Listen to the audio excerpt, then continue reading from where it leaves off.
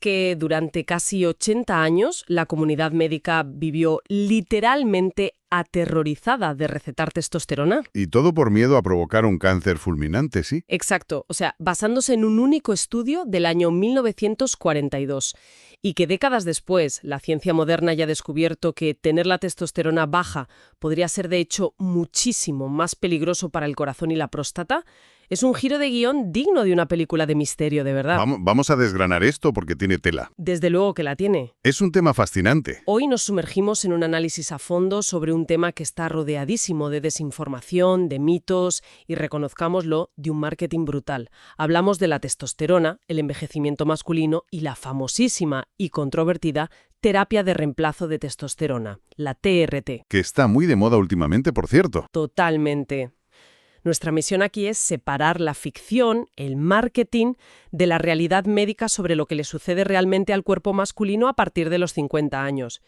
Y para entender qué está pasando exactamente, hemos buceado en las últimas guías clínicas de la Sociedad Europea de Menopausia y Andropausia, también en las de la Sociedad Italiana de Andrología y Medicina Sexual y de la Sociedad Italiana de Endocrinología, aparte de un montón de datos clínicos sobre la andropausia. Un material muy sólido, ¿sí? Las guías italianas y europeas son ahora mismo el estándar de oro en esto. Pues para ilustrar este declive inicial de las hormonas, a mí me gusta pensar en esa pequeña luz naranja de revisar el motor que se enciende en el salpicadero de un coche. A veces esa luz indica un fallo crítico, ¿sabes? Algo que requiere parar el vehículo inmediatamente en el arcén. Claro, una avería grave. Eso es. Pero otras veces es simplemente un sensor que se ha vuelto un poco demasiado sensible por el alto kilometraje del coche. Y parece que la caída de la testosterona funciona un poco así, ¿verdad? Lo fascinante aquí es que, a diferencia de lo que ocurre en el cuerpo femenino durante la menopausia, el declive hormonal masculino da lugar a un síndrome clínico muchísimo más sutil. Más silencioso, digamos. Exacto. No hay una alarma inconfundible ni un cese abrupto de la función reproductiva o de la producción hormonal. Es un proceso tan insidioso que, con demasiada frecuencia, se diagnostica de manera errónea. Ya, claro. Requiere una mirada clínica muy afinada para no confundir el desgaste normal de las piezas, siguiendo con tu analogía del coche, con un verdadero fallo del motor. Y eso nos lleva directamente al primer gran mito que debemos desmontar hoy, que es la famosa menopausia masculina. O sea, la narrativa popular asume que los hombres pasan por algo idéntico a las mujeres, pero la biología cuenta una historia muy distinta en las fuentes. Muy distinta. De hecho, el término menopausia masculina es clínicamente incorrecto. Sí, las fuentes médicas dicen que esta etapa se define como andropausia, o, de una forma más clínica, como hipogonadismo de inicio tardío. LOH por sus siglas en inglés.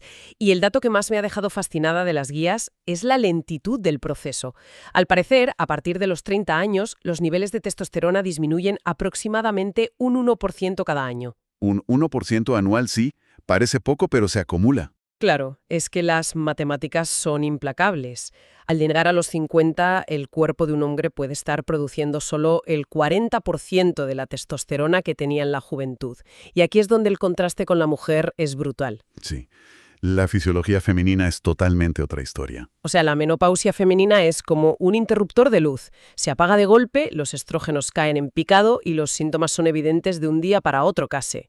En cambio, la andropausia es como un regulador de intensidad, un dimmer de estos de las lámparas. Una buena comparación. Va bajando la luz tan lentamente, tan poco a poco, que apenas hay conciencia de que la habitación se está quedando a oscuras, hasta que un buen día, de repente, hay un tropiezo con un mueble en el salón. Y la razón fisiológica por la que esa lentitud es tan sumamente importante radica en la extraordinaria capacidad de adaptación del cuerpo humano. Al ser una disminución tan progresiva, el organismo intenta compensar esa falta de testosterona reajustando otros sistemas. O sea, el cuerpo intenta parchear el problema. Exactamente. El problema de esta adaptación es que camufla los síntomas por completo. Cuando empiezan a aparecer, no sé, una fatiga inusual, una pérdida del deseo sexual o cambios de humor repentinos. Que son cosas muy comunes, la verdad. Es increíblemente común atribuirlo al simple estrés laboral, o a los problemas económicos, o simplemente a la resignación de que hacerse mayor es así. Ya, lo típico de, bueno, son los años. Eso es. Se asume como una carga normal de la edad, y eso es lo que retrasa años y años la búsqueda de ayuda médica. Pero a ver, si sabemos que a partir de los 50 años la testosterona cae en picado de forma casi universal, ¿no sería lógico incluir esto en los análisis de sangre de rutina anuales? Igual que miramos el colesterol, los triglicéridos o el azúcar. ¿Qué tiene de malo saber el número exacto y hacer un cribado a todo el mundo de forma preventiva? Bueno, esto plantea una pregunta importante. Y fíjate, es el epicentro del debate ético y médico actual en andrología. Las guías clínicas internacionales, tanto las europeas como las italianas que revisamos, prohíben categóricamente el cribado universal en hombres asintomáticos. ¿Lo prohíben? Ostras, ¿y por qué? Precisamente por los riesgos de sobremedicación. Tratar números en un papel en lugar de tratar a pacientes reales es peligroso. Las directrices estipulan clarísimamente que no se debe recetar testosterona sin síntomas clínicos evidentes. Vale, o sea que no vale con decir, oye, tengo el nivel un poco bajo, ponme la inyección. Ni de broma. Buscamos específicamente lo que denominamos la tríada sexual. La tríada sexual. Sí, bajo deseo, reducción notable de las erecciones matutinas o espontáneas y disfunción eréctil. A esto, claro, se le pueden sumar factores como la pérdida de masa muscular, un aumento de grasa abdominal o pérdida de densidad ósea. Pero si no hay síntomas que afecten genuinamente la calidad de vida, un número bajo en un papel de laboratorio no justifica una intervención hormonal. Entiendo. O sea, el objetivo es no patologizar el simple hecho de cumplir años, lo cual tiene todo el sentido. Pero supongamos que alguien sí tiene esos síntomas, tiene esa fatiga, esa tríada sexual y va al médico.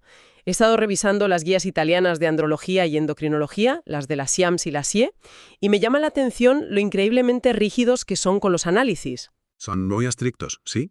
Es que dicen que no vale cualquier analítica de sangre.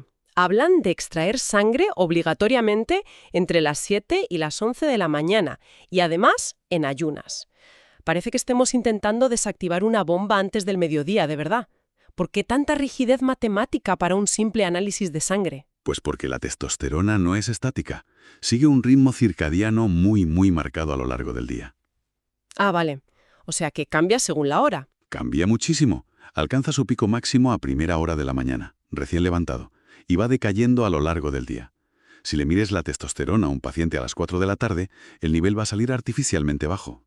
Y le diagnosticas un problema que igual no tiene. Exacto. Podrías diagnosticar un hipogonadismo que simplemente no existe.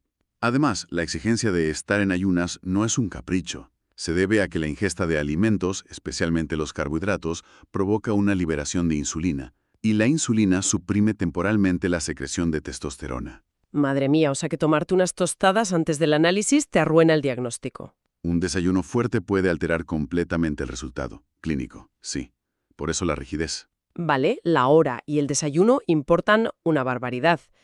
Pero luego están los propios números, que es donde yo creo que la cosa se complica bastante. Las guías hablan de que si la testosterona total está por debajo de 8 nanomoles por litro, ahí hay hipogonadismo claro. Sí, por debajo de 8 es definitivo. Y si está por encima de 12 nanomoles por litro, es muy poco probable que haya un problema real. Entonces, ¿qué significa todo esto para esa enorme zona gris que queda entre el 8 y el 12? Porque habrá mucha gente ahí en medio. Muchísima. Y en esa zona gris es donde entra en juego la verdadera medicina de precisión. Cuando un paciente tiene, por ejemplo, 10 nanomoles por litro, no podemos tomar una decisión solo con ese dato. Es insuficiente. Claro. Para que nos hagamos una idea, la testosterona total es como el dinero total que alguien tiene a su nombre en el mundo. Pero resulta que en la sangre, gran parte de esa testosterona viaja fuertemente unida a una proteína llamada SHBG. Sí, la globulina fijadora de hormonas sexuales. Esa misma. Pues esa proteína actúa como una caja fuerte. La testosterona que está encerrada ahí dentro no puede ser utilizada ni por los músculos ni por el cerebro. O sea, tienes el dinero, pero lo tienes en un plazo fijo, del que no puedes sacar nada. Exactamente. Por eso, en la zona gris, los endocrinos aplican fórmulas matemáticas como la famosísima fórmula de Vermeulen. Sí, la vi mencionada en las fuentes. Pues se usa para calcular la testosterona libre, que vendría a ser el dinero en efectivo que realmente llevas en la cartera y que el cuerpo puede gastar en ese momento. Y ojo, no solo se mira eso, también se mide la hormona luteinizante, o LH. Vale, ¿y qué papel juega esa hormona LH exactamente en todo este sistema? Es el sistema de comunicación del cuerpo. A ver, el cerebro produce LH para gritarle a los testículos que fabriquen testosterona. Es la señal. Ajá. Si en el análisis de las 8 de la mañana vemos que la testosterona está baja, pero la LH está altísima, por encima de 9,4 unidades internacionales por litro, ¿Qué significa eso? significa que el cerebro está gritando a pleno pulmón, pero los testículos han fallado y no responden, están agotados. A esto lo llamamos clínicamente hipogonadismo primario. Vale, el problema está abajo, en la fábrica. Exacto. Por el contrario, si la testosterona está baja y la LH también está muy baja, el problema está arriba, en el cerebro. El hipotálamo o la hipófisis ni siquiera están enviando la orden de fabricar. Ostras. Esto ayuda a los médicos a determinar si el problema es un simple desgaste testicular por la edad o un problema neurológico o metabólico más complejo. Aquí es donde se pone realmente interesante, porque supongamos que cruzamos esa línea diagnóstica. Tenemos a un paciente con los síntomas de la tríada sexual, tenemos el análisis matutino perfecto en ayunas, la fórmula matemática de Vermeulen confirma que falta testosterona libre. La lógica médica dictaría, pues oye, si falta algo, lo reponemos. Es el paso lógico, sí. El reemplazo. Y así llegamos a la famosa terapia de reemplazo de testosterona, la TRT. Y claro, si uno hace caso a ciertas clínicas privadas en Internet o a influencers, parece que te van a vender la fuente de la eterna juventud, que te vas a convertir en un superhéroe. Hay muchísimo marketing engañoso con eso. Totalmente. Pero repasando los ensayos clínicos reales de las guías, me he dado cuenta de que hay que ajustar mucho las expectativas. Por ejemplo, viendo los datos, yo veo la TRT como ponerle unas buenas vigas de soporte estructural a una casa antigua. Me gusta la imagen. Esas vigas estabilizan los cimientos, claro, evitan que la casa se hunda, fortalecen el metabolismo, el hueso y el músculo. Pero poner unas vigas de acero nuevas no es una máquina del tiempo que vaya a convertir por arte de magia una casa de hace 80 años en un chalet a estrenar mañana por la mañana. Totalmente. Las vigas no actúan en el vacío. La testosterona requiere un entorno sistémicamente mínimamente receptivo para poder hacer su magia. O sea, no hace milagros por sí sola. No. Los beneficios comprobados de la TRT son notables, ¿eh? Eso es innegable. Hay una mejora modesta pero clínicamente muy significativa en la función eréctil y la libido, sobre todo en casos de hipogonadismo severo, esos pacientes que están por debajo de los 8 nanomoles que decíamos antes. Vale, ahí sí que hay un impacto directo. Sí. Además, hay estudios enormes y recientes, como el ensayo TDM4DM, que me parece fundamental mencionar. Ah, sí, el del riesgo de diabetes. Ese. Demostró que la TRT tiene un impacto metabólico profundísimo. Logró reducir casi a la mitad el riesgo de desarrollar diabetes tipo 2 en poblaciones de alto riesgo, y lo hizo reduciendo la masa grasa y aumentando la masa muscular de forma muy consistente. ¡Guau! Reducir a la mitad el riesgo de diabetes no es ninguna broma. Es un dato clínico espectacular. También actúa casi como un medicamento antirresortivo para los huesos. Mejora muchísimo la densidad mineral ósea, particularmente en la columna lumbar, previniendo fracturas. Eso suena fantástico para lo que es la estructura física de esa casa que decíamos. Pero también hay cosas que las fuentes subrayan tajantemente que la TRT no puede hacer, ¿cierto? Porque no parece mejorar la función cognitiva, ni frena el deterioro mental, ni te convierte en Einstein de la noche a la mañana. Exacto. No mejora la cognición ni la agilidad mental. Y volviendo a la estructura de tu casa antigua, de nada sirve reforzar los cimientos con vigas de acero si resulta que hay un incendio enorme en el primer piso. Ya, totalmente. En casos de disfunción eréctil, muchos pacientes esperan un milagro inmediato de la inyección de TRT y se frustran muchísimo cuando no funciona. ¿Y por qué no funciona si les faltaba la hormona? Lo que ocurre es que factores como la obesidad severa, la resistencia a la insulina o el daño endotelial embotan por completo el efecto de la hormona. O sea, si las tuberías vasculares de la casa están destrozadas por décadas de hipertensión no tratada o diabetes mal controlada, la testosterona por sí sola no puede reparar ese daño circulatorio subyacente. Claro, necesitas que la sangre fluya para que haya una erección. Exacto. La biología requiere una atención integral, no solo inyectar una hormona aislada y esperar que todo se arregle solo. Vale, a ver, me has convencido de que la TRT consolida los cimientos de forma efectiva si se hace bien. Pero si es tan beneficiosa para el metabolismo, los músculos y los huesos, ¿por qué mi sensación general es que, históricamente, los médicos han huido de recetarla como si fuera veneno radiactivo? Es una percepción muy real, sí. Es que yo siempre he escuchado en la cultura popular que la testosterona destroza la próstata y te provoca infartos fulminantes. Y sin embargo, las fuentes actuales nos traen estudios recientes que dicen literalmente lo contrario. ¿Cómo es posible que toda la comunidad médica de este planeta haya estado equivocada durante 80 años? Bueno, si conectamos esto con el panorama general de la historia de la medicina, es uno de los mejores ejemplos de cómo el sesgo observacional puede paralizar la práctica clínica durante décadas. A ver, explícame eso porque me parece de locos. Todo el dogma, y digo dogma porque era casi religioso, del cáncer de próstata y la testosterona, nació de un único estudio pequeñísimo en el año 1942. Madre mía. 1942. Sí, realizado por los doctores Huggins y Hodges. Ellos observaron en su momento que al castrar químicamente a pacientes con cáncer de próstata, Es decir, al quitarles la testosterona de golpe. eso es, al quitarla, vieron que los tumores se reducían o frenaban su crecimiento temporalmente. ¿Vale? La conclusión lógica, pero tremendamente precipitada para el resto de la población, fue asumir que si quitar la hormona frenaba el cáncer, añadir testosterona exógena sería como echar gasolina a un fuego. Se asumió directamente que más testosterona equivalía siempre a más crecimiento tumoral indefinido en cualquier hombre. Pero la ciencia moderna ha demostrado que el cuerpo no funciona como un tanque de gasolina, ¿verdad? Porque las guías mencionan una teoría fascinante sobre cómo funciona realmente la próstata. Así es. La ciencia moderna, afortunadamente, descubrió lo que hoy llamamos la teoría de la saturación de la próstata. ¿Y cómo funciona esa saturación? Pues imaginemos masanoreceptores androgénicos de la próstata, los que captan la testosterona, como si fueran una simple esponja de fregar los platos. ¿Vale? Una vez que esa esponja está completamente empapada de agua, por más litros de agua que viertas por encima, desde el grifo, la esponja no va a absorber ni una sola gota más. El agua extra simplemente resbala por los lados. Claro. ¿Ya no cabe más? Del mismo modo, una vez que la próstata de un hombre alcanza un nivel básico y normal de saturación de testosterona, añadir más cantidad mediante una terapia de reemplazo en gel o inyección no estimula más crecimiento del tejido ni provoca un cáncer de novo. ¡Ostras! Es alucinante. O sea, el tejido dice hasta aquí hemos llegado y el resto lo ignora. E irónicamente, leyendo las fuentes, los datos actuales muestran que tener niveles crónicamente bajos de testosterona es lo que suele predecir formas mucho más agresivas de cáncer de próstata cuando éste llega a aparecer.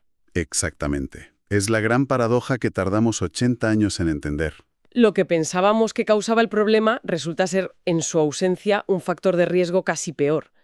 Y sobre el tema del corazón y los infartos, he visto que las guías de la EMAS mencionan un ensayo clínico gigante, el famosísimo estudio TRAVERSE. Un hito en la andrología reciente, sin duda. Con más de 5.200 hombres, o sea, una barbaridad de muestra.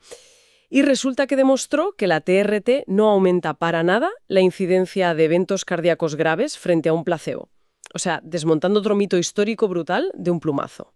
Ahora bien, asumo que esto no significa que la TRT sea inocua como el agua del grifo. No, hay riesgos reales que sí exigen una vigilancia obsesiva por parte del médico. Y el que más destaca en todas las guías es algo llamado policitemia, un problema relacionado con el espesor de la sangre. Ese es, de hecho, el verdadero riesgo clínico que vigilamos constantemente en consulta. No el corazón per se, sino la sangre. La testosterona estimula de forma natural la médula ósea para que produzca más cantidad de glóbulos rojos. Lo cual, hasta cierto punto, supongo que te da energía, ¿no? Hasta cierto punto es bueno, sí. Mejora la anemia si la hay, te da vitalidad. Pero imaginemos que la sangre es como un caldo líquido. Si a ese caldo le empezamos a añadir demasiados fideos, que serían los glóbulos rojos, Se convierte en un puré. literalmente, llega un punto en el que deja de ser un líquido fluido y se convierte en una masa muy espesa.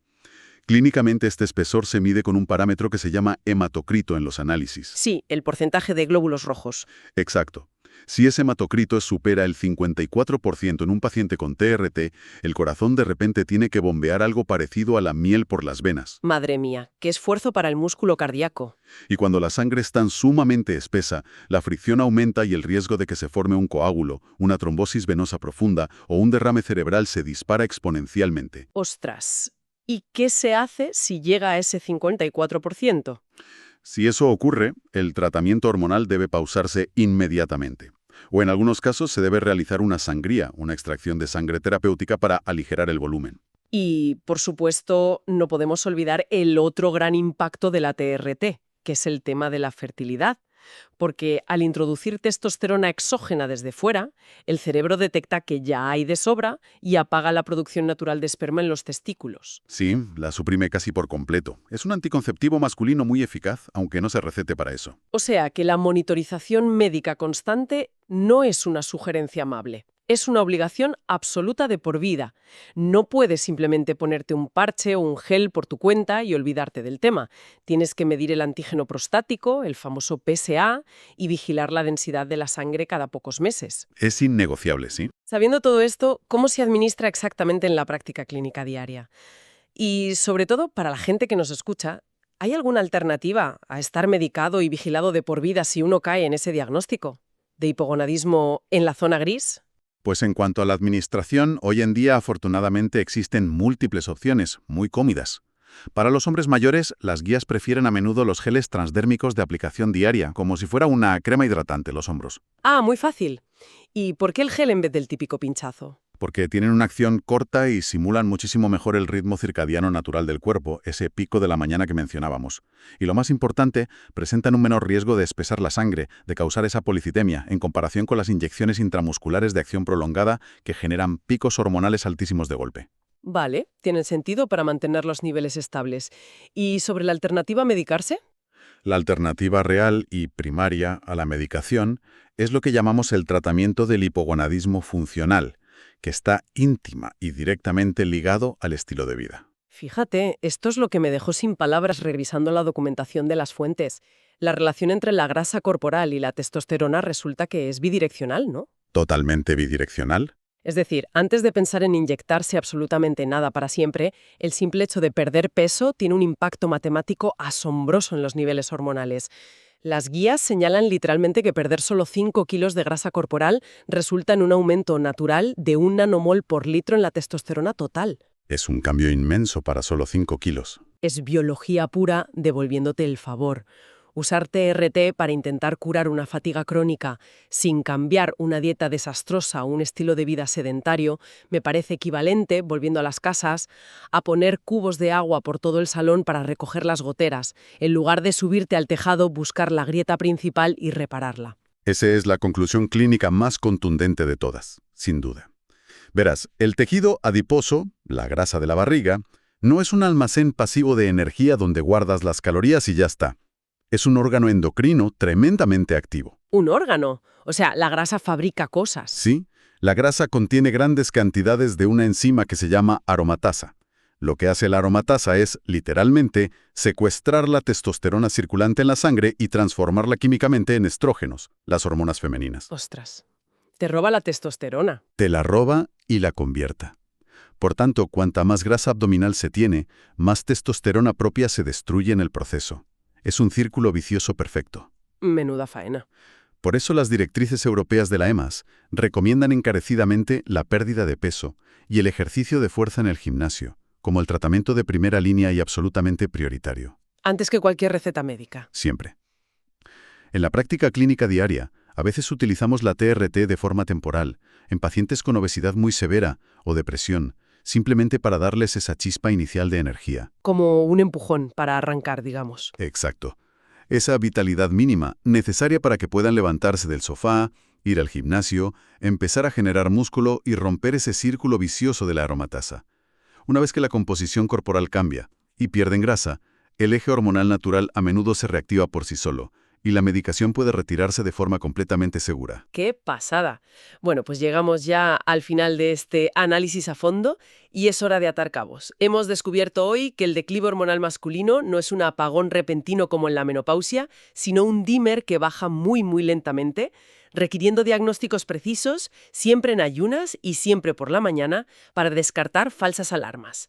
Hemos visto también que la TRT consolida los cimientos del cuerpo, mejorando el metabolismo y la densidad ósea. Sí, y que gracias a investigaciones masivas contemporáneas como el estudio Traverse y la teoría de la saturación prostática de la esponja, hemos podido por fin dejar atrás 80 años de miedos infundados en la cardiología y la urología. Exacto. Pero, y esto es muy importante, es imperativo reiterar nuestra advertencia médica fundamental a quienes nos escuchan. Por favor, adelante. Bajo ninguna circunstancia, y repito, ninguna, se debe recurrir a tratamientos hormonales por cuenta propia, comprados por Internet o fuera del estricto control de un endocrino o urólogo. Iniciar una terapia de reemplazo hormonal exige un compromiso innegociable con la propia salud. Esto implica controles analíticos periódicos, midiendo el hematocrito y el nivel de PSA en la próstata a los 3, a los 6 y a los 12 meses, y luego anualmente. Es una revisión continua. Es una obligación vitalicia para garantizar que el tratamiento sea seguro y no se cruce bajo ningún concepto esa línea peligrosa hacia la sangre espesa y la policitemia. Totalmente de acuerdo. La vigilancia médica es innegociable si se da el paso. Pero para cerrar este análisis, quiero dejar sobre la mesa una reflexión para nuestra audiencia que va un poco más allá de los manuales médicos, de la LH o de los niveles en sangre. Sabiendo que nuestra biología responde tan increíblemente bien a los estímulos naturales y que la simple pérdida de unos pocos kilos de grasa visceral y el trabajo de fuerza muscular pueden revertir de forma natural ese hipogonadismo funcional, ¿cuánto de lo que hoy aceptamos con total resignación en nuestra sociedad como un, entre comillas, envejecimiento masculino inevitable no es biología pura, sino simplemente el efecto acumulativo de vivir en un entorno moderno, hiperestresante y profundamente sedentario? Es una pregunta excelente. Quizás la verdadera fuente de la juventud no nos espera dentro del envase de un gel transdérmico o en la punta de una jeringuilla de farmacia. Quizás siempre ha consistido en salir ahí fuera y recuperar, de una vez por todas, la forma en la que nuestros cuerpos fueron diseñados originalmente para moverse y vivir. Quédense con esa idea. Nos escuchamos en la próxima.